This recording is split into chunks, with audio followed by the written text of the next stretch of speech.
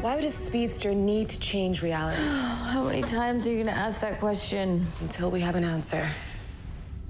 She's right. Speedsters can time travel, so what's stopping him from changing history even without the spear? Unless he doesn't exist.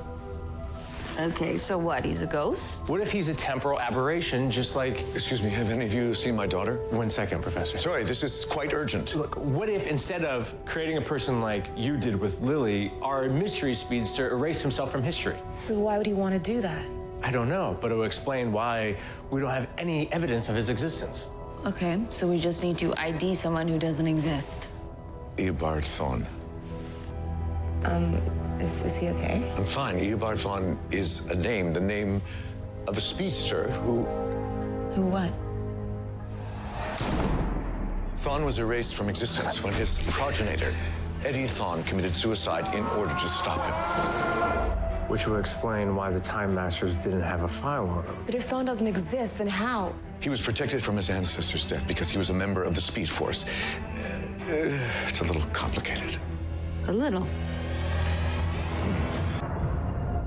Guys, I think I just figured it out. Why a seemingly invincible speedster would need to take on partners. By all means, Dr. Hayward, please enlighten us. Okay, what if Thawne isn't just chasing us? What if he's running from something? But running from what?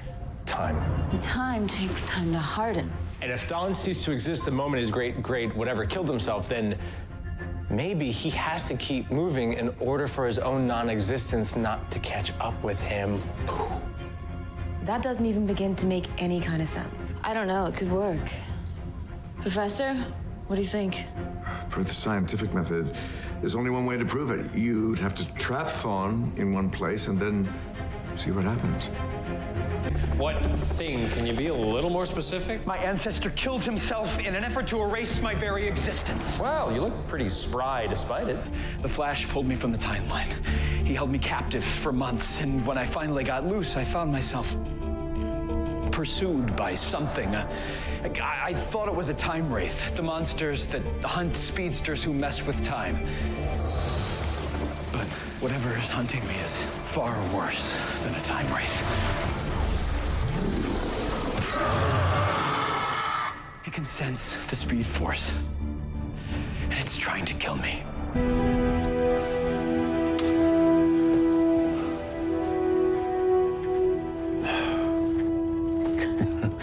Menial labor without super speed is really quite tedious.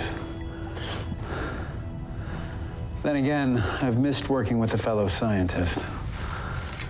Cisco and Caitlin and I, as you know, worked together for some time, and I miss the camaraderie. Legion of Doom doesn't have karaoke Fridays?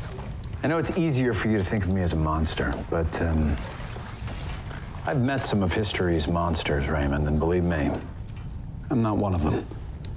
You killed Barry's mother twice.